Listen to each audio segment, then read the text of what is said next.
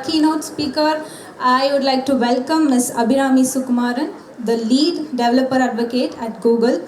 She is also a doctoral research scholar and a student pilot as well. She is a driving force at Google. She is a developer advocate, as I said earlier, at Google, who brings 17 years of tech excellence leading in data management, data science, and cloud computing.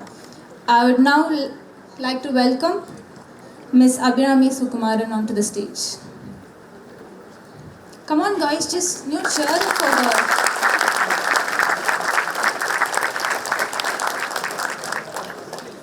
And I wanted one cheer up for me as well.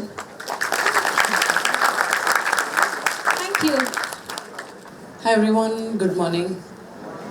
Thank you so much for being here despite the weather.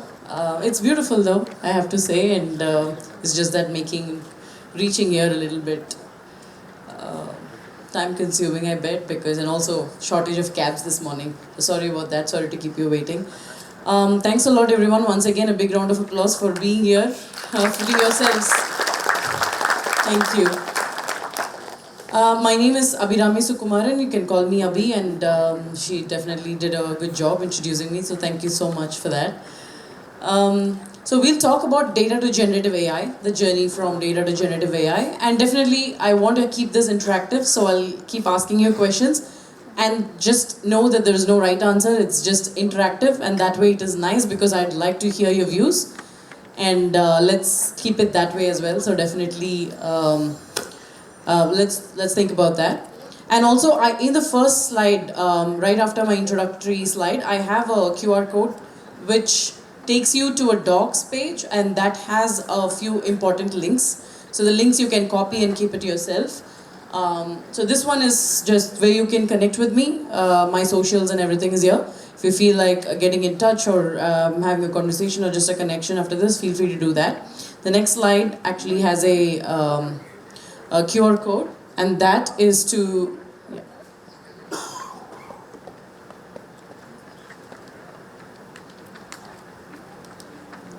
this one is to the docs, and this has a few links. You'd find it really useful. There is a credits link with access to free $5 credits to Google Cloud in case you're not already on Google Cloud platform or not using it and you'd like to learn. It'll be a good place to start. And the reason I'm talking about this credits at this point is so we'll do some hands-on sessions later today. Code Vipassana core team also has a hands-on session, and if you're participating, it is going to be this thing will be definitely helpful. I'll also give you access to a bunch of labs which you can try it out, execute at your own time, and for that you will require credits, and that's why I wanted to get it off the way right before we begin. Good, so this gives you access to a doc that has all the links. Please click the link and activate your credits whenever you're getting started. Alright, so data to generative AI. Before I get started, I want to ask you a few questions, or one important question. Can someone in here tell me the difference between ML, AI and generative AI? In your opinion or own words, it doesn't have to be like textbook answer. It doesn't have to be like contextually specific or labeled. It's just something that you think broadly at a high level. Yeah? Let's go with... One sec, can we get a mic for... Sorry about that, sorry to stall you. It's just that I don't know whether you're audible. Oh, nice. There's curtains racing behind you. It's nice to see that. So, ML requires a lot of feature engineering to do before start training. Deep learning eliminates that feature engineering task. Generative AI is like we can create our own data with existing pattern. So that's like. What did you say about AI? Okay, AI is a general topic. It covers everything. Even if else it can be an AI. Okay. Do you want to try? Do share it, yeah? Yeah, good morning all. First of all, thank you for this opportunity. And AI, it defines, we given a prompt and we get an solutions. And machine learning, we can train a model and we use a later. And generative AI? Generative AI, like we're using Mid Journey, right?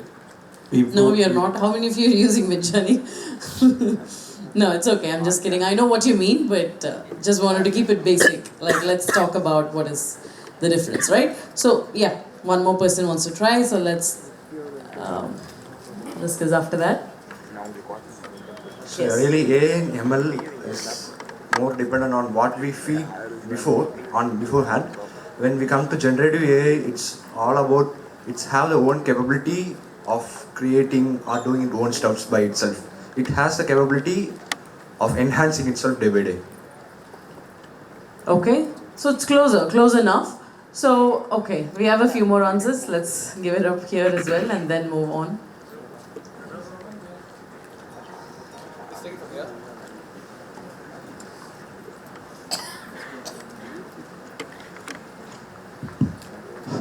Okay, what I feel is, let us assume a pie chart. We will be having A as the whole pie chart. Inside it, ML is a part of it. Inside ML, we have DL, and generated AI is a small part of DL, deep learning. So that's how I feel the difference between AI is a broad scope, and in which we have machine learning, and inside it we have deep learning. Generative AI is part of deep learning. Oh wow, he just fit everything inside a pie chart. Where are you in that pie chart? I'm just kidding, it's okay. Yes? Actually, ML is a subset of artificial intelligence, and AI is something which covers wide domains like computer vision, NLP, and sequence model, everything. So, and generative AI is which get matured with human interactions, or it is like reinforcement learning. This is for AI. Generative AI. Which get matured with human interactions. Okay. Okay, so I get a sense of what you all think and also where you are in terms of understanding that journey. So there's no wrong answer. Like I said before, it's an understanding and ultimately how you get things done. Like we're all engineers here for the most part. There are some data scientists too, and I'm sure that a lot of us by title call data science, or not a lot of us, but some of us are like data scientists who build models, who do that research, who build stuff from the scratch, who do the math, who do the statistics of it. And there are some of us who use the models that have been built, and we build applications and use the data that we have in order to derive insights and value from it using all these models and technologies. So in which case I would call them ML or data science engineers rather than data scientists. Anyway, so we have an understanding and we know how to get things done. But just to give a clarity of, because we are talking about a lot of these things, and there are some folks who time and again, even if they are like very experienced professionally, not everyone started off with AI ML, right? That's something that there is a branch of discipline of AI ML now in engineering, particularly in computer science or IT divisions. It was not the case before. AI ML was one thing. All of us had statistics as part of our course, right? But then things are changing now. There are some courses or branches which do not start from statistics, but they just start with the models and everything. So I don't know how that works, but anyway. But the whole point here is it's important to know that there's a thin line, and it's important to know that because that way we have some more clarity as to what more value you can add to the areas you're applying these things to. So that is what is important, right? Ultimately, we are using technology to better your businesses, to better our lives, to better the impacts. Or if you're working for an organization, to better the impact that you're creating for the organization and what you're building. So how does it help you? That is where this understanding the difference would really play a vital role. And I feel machine learning is where there is, you're using your data that you have in order to train the machine to do something. For example, you're doing a mathematical, you're doing a program, any program for that matter, an if-else, like one of you said, an if-else program or something that has a structured program that you've already written. Now that is rule-based. You could say this, it knows what to do. Are you not training the machine to do something? Yes, you are telling the machine what to do, but you're not actually training it on something. So it's normal, typical programming, typical getting things done using your machine. Now, ML is where on top of that, you're taking the data that you have, you're training the machine, you're teaching the machine basically to identify patterns or to tell what to do based on the data that you're providing. So basically, you're teaching the machine what to do. So that is where machine learning, that's why as the name implies, it's machine learning. You're making the machine learn something with the data that you provide, where you're not giving a rule-based approach to certain things, whereas identifying patterns. Can anyone, we still haven't gone to the difference, I'm just defining what ML is. Even though most of us think, or all of us at some point think that this is very trivial, I know what machine learning is. Yes, but when we are approaching the topic of generative AI, it's important to know the difference. That way, you apply it appropriately and you know what to say and what applications or use cases to take for your organization or for your startups or your products. Now, so like I said, you're teaching the machine what to do. And then that is the ML aspect of it. I had a question for you which I forgot actually. I wanted to ask some, yeah. So where do you think this applies? So this machine learning, where I say you're teaching, you're making the machine learn something based on the data that you have. So where do you think this applies? There are several industries, several domains where this is used. The most recent one we could say is the Cricket World Cup, right? Even though we are all disappointed with the outcome, ultimately we saw that match by match, score by score, ball by ball. We had, did you all notice that right from the start there was prediction, match prediction, even though it was there for all the IPLs and other things for the last few years, it was, everyone's watching, it's got more coverage now, and you saw that the percentage of victory, and there was prediction as to who's going to win, what is the percentage of prediction, predicted score. So score forecast has always been there, but the prediction of victory and ball by ball prediction and all those things are pretty, I mean it is evolving over time and it is getting closer to accurate answers or accurate predictions. And also not just that, so if you notice there are so many different aspects that you can predict, or so many different aspects that you can understand from the behavior of the data. For instance, a bowler bowls in a specific way, or your favorite player has a specific body language or has a specific pattern depending on a specific weather condition or a specific way the ball hits the batsman. So there could be patterns in the data which you're teaching or training the machine to observe, and you're making the machine learn something and make predictions or make suggestions or observations or insights from it. That's what we call machine learning. Agree? You all with me here? So what other examples, there's obviously several sports are there, like tennis has this. And we know the famous story of, I think, yeah, there was a famous story where Andre Agassi had this learning from who's the other player that he learned from? So he had a body language which he had to observe, and he made sure that he won the next 9 out of 11 matches continuously, not because of just, he's a good player, obviously Andre Agassi is a good player, but then he got this pattern observed from the body language of the person that he kept winning 9 out of the 11 matches, and that was not even done like using some models or algorithms or programs that we have today. He just watched the videos, the recordings of the previous matches repeatedly, and he observed that he had a thing with his tongue where if the opponent is playing, if he's serving on the right side to the opponent, his tongue would be on the right side, and then same way with the left or in the center. So he observed all these aspects and made sure that he was able to return or play in a way that he's relevant to the game, right?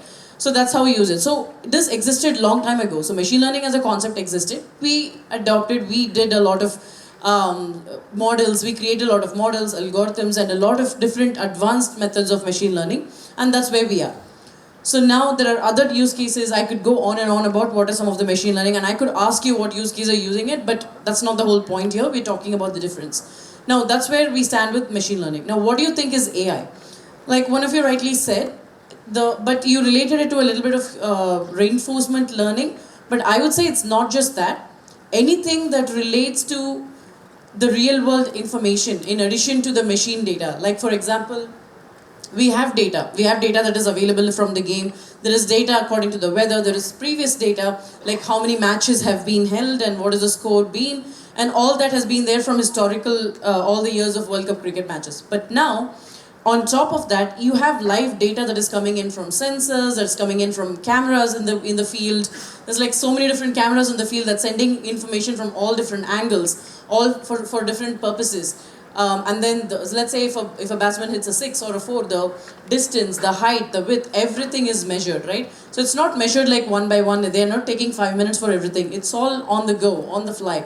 And this data is being sent, and this being live predictions or live calculations and summarizations done on it, so that the information could be sent to the fans, to the channels, to the investors, or whatever it is, whatever is going on. So it is being sent and transmitted right when the game is going on. It's also live. So that is what we call, so that part where the data is augmented with real world information and human element to it. So that is where artificial intelligence comes into play. Like you rightly said, there is no limit. Anything could be artificial intelligence if it goes beyond just asking the machine to do something, or teaching the machine to do something, in addition to that augmenting it with real world information. Now, we have understood what ML and AI is. Do you see the difference now? And then going one step further, for ML and AI, do you agree that you have provided data from your end? Right? That is the most important piece there, is the data that you provide. Sometimes you become data, that we don't know that. But the last part which we want to talk about the difference is the generative AI piece, right? With generative AI, you're not provisioning that data. You're not training the machine or teaching the machine to do something. Rather, you're asking the machine to generate the content for you. Now, who taught the machine to do that?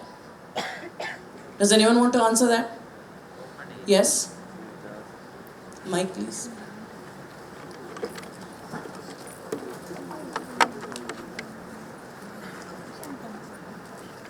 Yeah, hello. Good morning, everyone.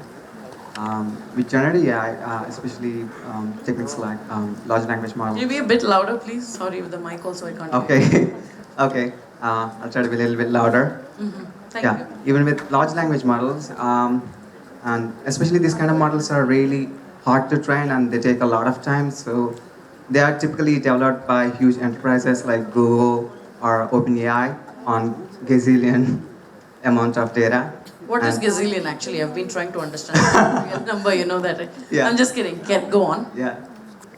So after getting trained on a lot of data, so they have a knowledge on variety of topics, and we're just using it now. So typically, if the people from enterprise or who have access to great resources, they like GPUs and computer clusters, they typically train the models. Cool. Awesome. A round of applause, please.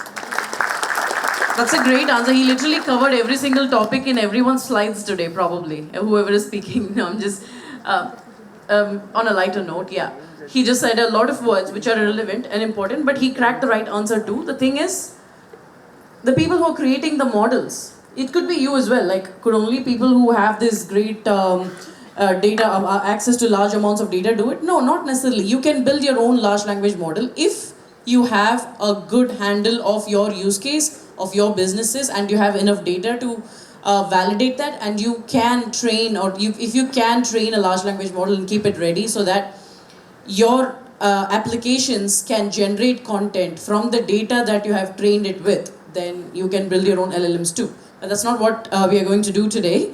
We are not here to do that. We will talk about what LLMs are. We'll talk about how you can use the LLMs that are available, and we'll also talk about some of the applications. And we'll also talk about how to get it done quickly, and I want to discuss and understand what use cases you would have if not if it becomes, it's already become the way of life now. But what do you think will happen? Like, what are the futuristic use cases that you have in mind? So definitely we'll talk about that, and we'll also talk about some important concepts about vectors, indexes, searches based on that, and generating text, vision, videos, and all that. Now, to his point, yeah. So what are these, main difference here is, we saw that what ML is, we saw what AI is. The main difference between those and with generative AI is the fact that you are not training anything, you're not providing data to train the model. Rather, you're just asking the machine to do something. You're saying, can you tell me how many flights are there from here to here? You're not just asking it to, one-word answers that you can actually do a Google search for, but you're asking it to generate some content. For example, like Abhi has been speaking now for the past 10 minutes, can you just summarize in a few lines what exactly she said? in a line or two. So that summarizer, upload a PDF and get a summary. Now license agreement. We have not been reading licenses for a long time. We'll just, okay, fine, let me just download this app. Oh, it's a dating app. Let me just download this. I don't know what data it's going to store about me. I don't know. We'll just use it. We'll see. I'll just swipe left and right and then see if it works for me or not. I'll delete it and move on to the next step. Or if it's a big, or I don't want to name it, but any app that's delivering stuff, you'll see, okay, if this is taking 2 days to deliver, let me go to something that delivers in 2 minutes. But the thing is, are we reading anything? No, but that's where these things can come into real help, like practical usage where you can just upload the agreement or license document and understand what it entails in a few minutes, right? Thus, life is being made really easy. So that's what it practically is. Now you're asking the machine to generate something, and how does the machine know to generate these things? That is where these models have been trained on petabyte scale or more of data, large corpus of data, and that's how the machine knows what it does. And now, can you not fine tune it to apply to your businesses, to apply to your area of business? Let's say you're looking specifically for an automobile industry or a company that needs information about automobile industry. You can fine tune the responses, the way the model responds to the questions that are being asked or the prompts that are being asked to the model. But it doesn't mean you can fine tune the underlying model itself, but you can fine tune the model to respond in a way that you want for your specific questions. So basically, this is the main difference between the three. The fundamental differences, you should be able to understand that you're using something that's already there and somebody else has trained it for you. If you want to become the one who creates your own LLM, you can do that too. I mean, who's to say that you cannot build your own search engine, right? You can. So that's what I'm trying to say. Now, going from ML to AI to generative AI. So the process of asking the machine to do something, to generate something for you, what is it called? Prompting. Perfect. Round of applause for all of you. You're all attentive. Thank you. I saw one person was peacefully sleeping over there, so I wanted to ask a question. But anyway, prompting. Why do you think it's such a big deal? Have you heard in your organization, or if you're already started into generative AI, like in production grade generative AI applications, not just trying it out, has it become a big deal about prompt engineering, like best prompt engineering practices? Do you want to share why? Because if you ask the right question, like AI is like a big baby. All sorts of LLMs are like they're big children, you could say. They have a lot of information in their head, but you need to ask the right questions to get the right outputs. If that question isn't framed properly, then the output will not be relevant. It will be something related to that, because again, it has a lot of data. It knows essentially everything. But if that question isn't framed correctly, the output also won't be what you'd want actually. Right. Simply put, that is exactly the reason. That is one of the main reasons. Another thing is also that there's no structure to it. It can be wild in its responses. For example, let's say you're just sitting I do it all the time. I have my own theory, or we're short on time, or I'm good? Okay, just wanted to check. I have my own theory of how we possibly came from. I'm not going to explain that. I'm not going to share that. But I have my own idea, right? I'm hallucinating, clearly. But I have this theory and I have a strong conviction about it. Why? I don't know. I just feel like whether it's backed by data, here and there, I have some connections to what I think could possibly be true. Or it's just my will that wants for it to be true, although trust me, humanly not. I don't want it to be true, but there are some things that I think, okay, this is the reason for evolution, this is the reasoning behind it I have in my own mind, because I believe in it and I think this is a possibility. Because I'm not an expert in it, it's just that I may have heard things here and there and my mind would have just put the pieces together and narrated its own story to me, right? Do you think generative AI is capable of doing that? Yeah? It's capable, right? Hell yes. That is what we call hallucination. Yes, everyone knows everything. I don't know what I'm doing standing here. So yeah, that's what we call hallucination. You wanted to add something more to it? Sorry? So yeah, when the prompt was slightly different, there was a research conducted by DeepMind asking it to relax and answer step by step really resulted in good accuracy rates. Does it work for us? When you're having to talk about a thing or solve a problem at a stretch, we just scramble. We also get anxious. But when you relax and do it one by one, you see the problem clearly, right? So in a way that is somewhat aligned to what my hallucination about evolution is also. But I'm not going to talk more about it. But yeah, to your point, absolutely. So grounding, asking it to relax and answer it. One main thing is when you're prompting, it's important to provide a context, provide information, and ask the model or any model that you're using for the source of the information or which part of, let's say, a PDF, asking a specific question like where in the license agreement does it say this? So if you can get that source, the quotation of the source or something, then that would definitely mean that, okay, this is not an hallucinated answer, you really have a ground, you really have a reason why you're saying this. But anyway, that is not just, I'm not limiting all of this to prompt engineering, but prompt engineering is a way where you're productionizing your LLM application. Imagine you're going to run your business, you're driving your ROIs and you're tying your impact to a machine's understanding of what it knows and what you have prepared it for. So when you're doing that, you need to ask the right questions and you need to prepare it in the right way. So prompt engineering, sorry, I have not moved my slides further. Let me come back to this again. Anyway, we'll park the prompt engineering thing for a minute. We already discussed what LLMs are. We already established the fact that it's trained on petabyte scale data with tens of hundreds of billions of parameters, and then large corpus and large language models. And I want to ask you this question. It's called large language model. Does it only mean that you can generate or deal with generative AI that deals only with text-based language? No, right? You could do other modalities as well, like images, video, audio, everything. Why is it then just called large language model? Of course, there are other things too. Why do you think?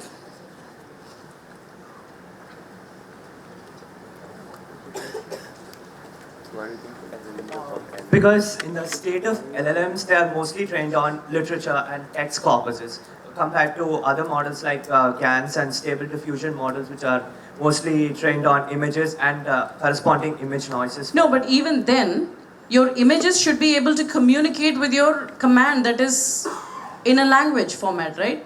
If you ask the model to generate something, you will ask in a language, right, that it supports. Now that is one sec, I'm coming back to you. So that is still there too. And then whatever modality or whatever form of data or structure of data you have, ultimately behind the scenes it has to communicate and the answer has to come back to the user. Let's upload this whole video of me talking and then ask a question about what is she saying about hallucination.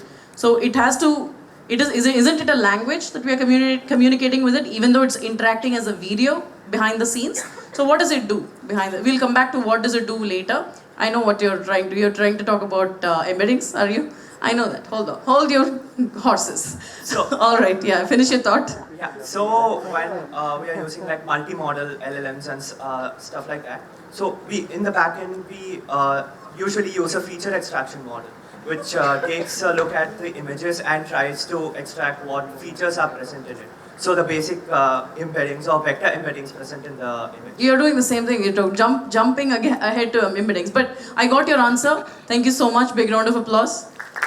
That's the right answer. Actually, it's not just text because 5 more minutes. Oh no, that's too little. Anyway, just one, can you just give it to her? She had something to add. The mic to her, please.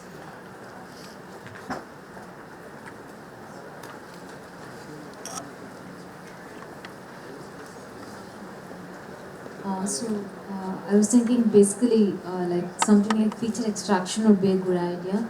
But when you actually look at the data, like you rightly said, it's millions and petabytes of data. So you need to go for some advanced algorithms like PCA or other dimensionality algorithms in order to create the embeddings. Got it, yeah. Eigen matrices. Cool. Very much aligned to what you wanted to share and what he shared as well. So that's a good answer. Thank you for sharing with us.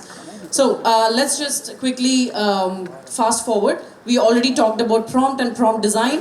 Why it's important, just the art of asking the question in the right way is what we call all these things. It's also called priming, by the way. And then we have something called zero shot prompts where you give no example, no structure, just asking a random question like why is the sky blue? Why is it cloudy? How are clouds formed? Why does it rain? Blah blah blah. One shot prompt where you give proper example. This is the context. This is my question.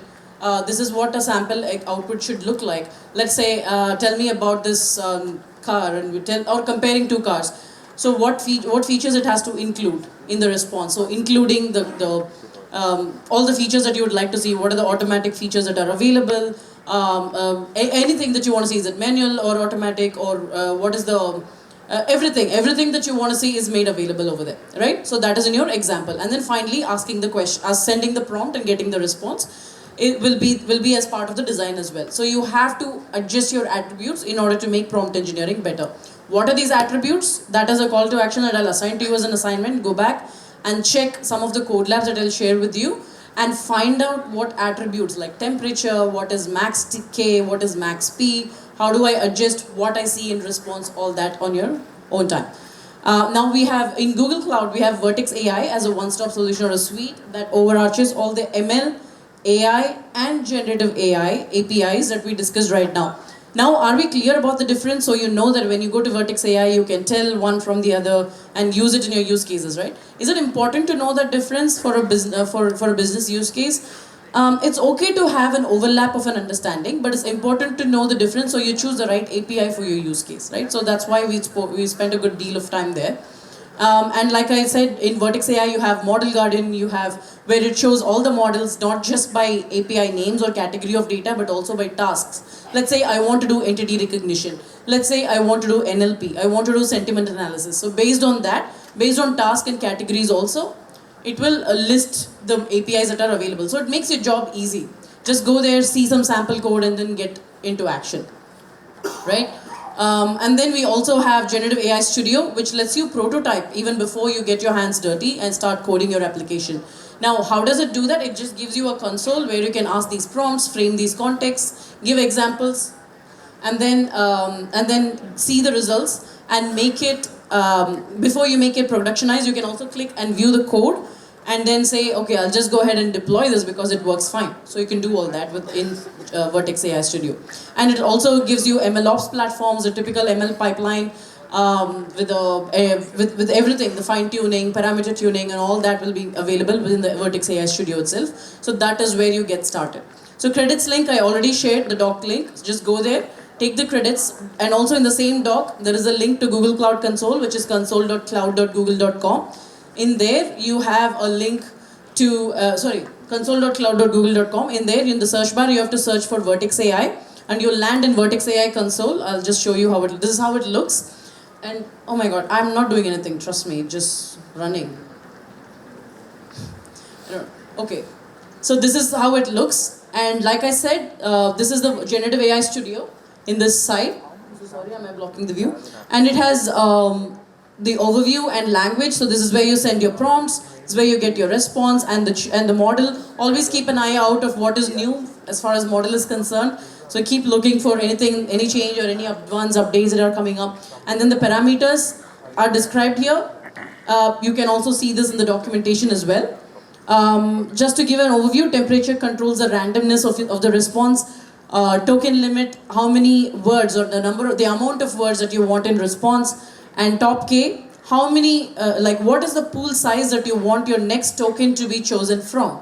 Let's say I'm using the word token now. So how many possibilities are there? I could say token, I could say word, I could say group of characters, but then I still chose the word token from it because my brain knows that's the closest one to what I'm thinking. So that's how this is programmed as well. But now, I set 3 options for the word token, but you can set as many as you want for your next word to be chosen from. So that's the limit. Top P is a probability, the minimum probability threshold that you set for your token to qualify to be part of the token pool, which I just told you about. Let's say you want your pool to have 50 token, or 40 is the limit, 40 is the default one for top K, right? If you set top P as 25% probability, it means the tokens in top, just a few more minutes, 3 or 4 minutes, and then I'll wind up. The tokens that are selected as part of the pool should have at least 25% probability of being chosen as the next possible token, right? only then that will appear. So that is the limit you're setting there. And other things that are security threshold, parameters and all, just take a look in Vertex AI Studio and you'll know. And this is Vertex Vision. So in the top right corner, if you see in this one, you see the view code button over there, the top right corner. That view code, if you click, you will be able to see the curl command, you'll be able to see the entire Python notebook, Python code, and you will also have a link to Collab notebook where you can go ahead and deploy the code and start running it to see the results on your own. You can also tweak the parameters, you can attach a UI to it, you can build a full stack application and get started right then and there. So this is how it looks when you look at the code from a curl command perspective to generate text to speech.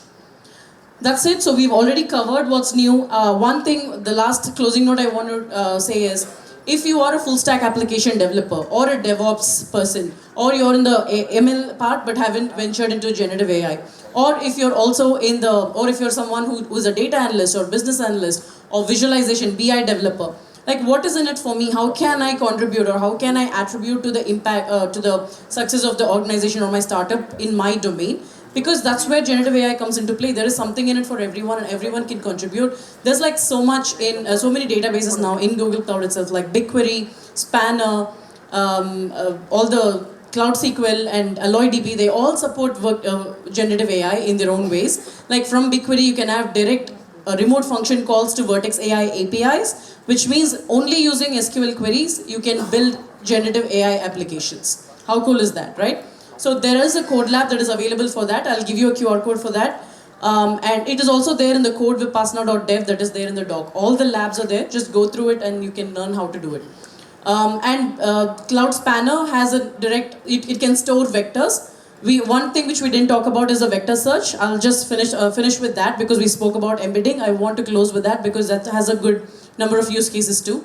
But coming back to the databases, Cloud Spanner, SQL and AlloyDB, they are able to store vectors and you're able to use generative AI directly from Spanner and some of these databases as well by calling the generative AI APIs as remote procedure or remote functions from within SQL. Just writing a select query using ml.predict construct, you'll be able to write your first generative AI application easily without even going into any specific programming language, only using SQL.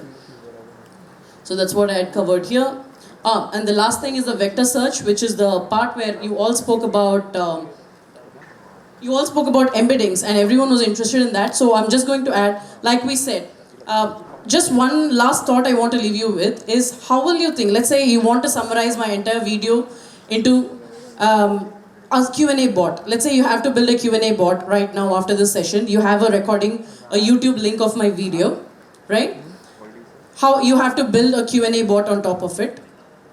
The Q&A is coming in the form of texts, but the answer should be taken from a video, right? So now this is where, I'm not going to ask you a question, but I want you to continue to think because we are at time. So I just want to say this is where embeddings come into play because you're converting. Embeddings are nothing but numerical or vector representation of data. Any form of data. Text can be converted using text embeddings to vectors.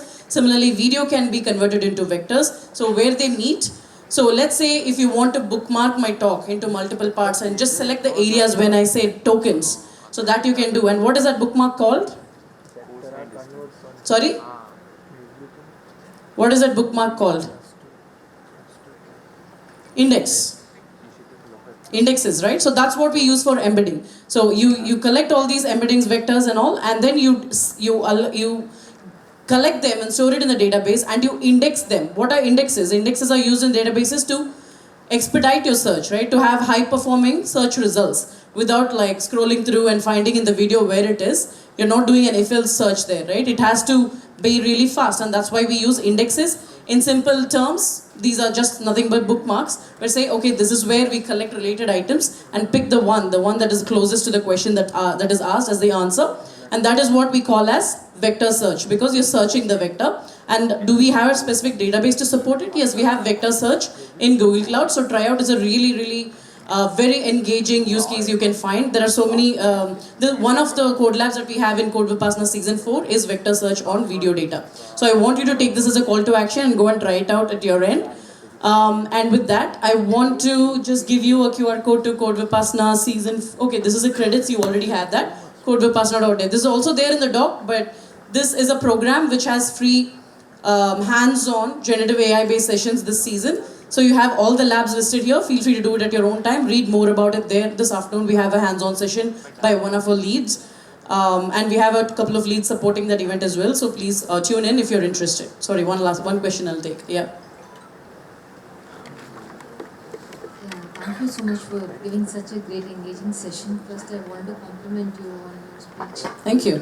And, my question was, what could be the practical business applications of Vertex API or Vertex AI?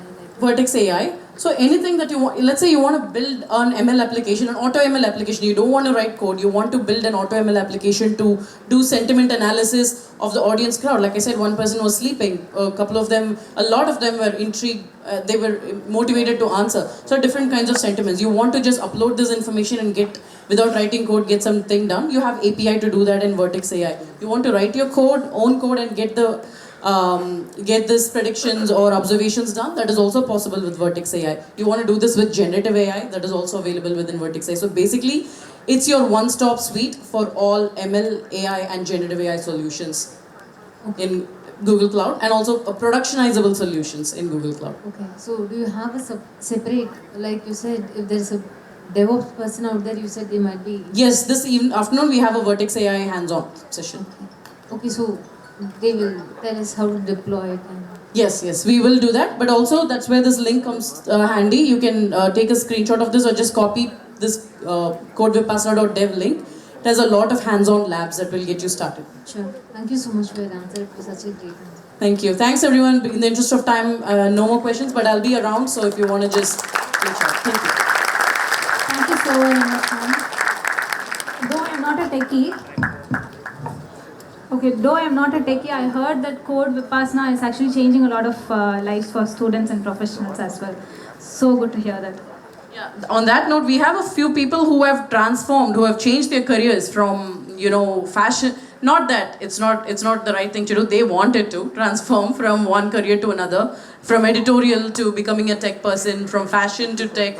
So it's through Code Vipassana. And we also have some success stories, like one person who's a lead who's presenting today, Bharat Krishnan. So he won the open source award in Google's open source award, starting off with Code Vipassana. So that is, thank you. He's right there.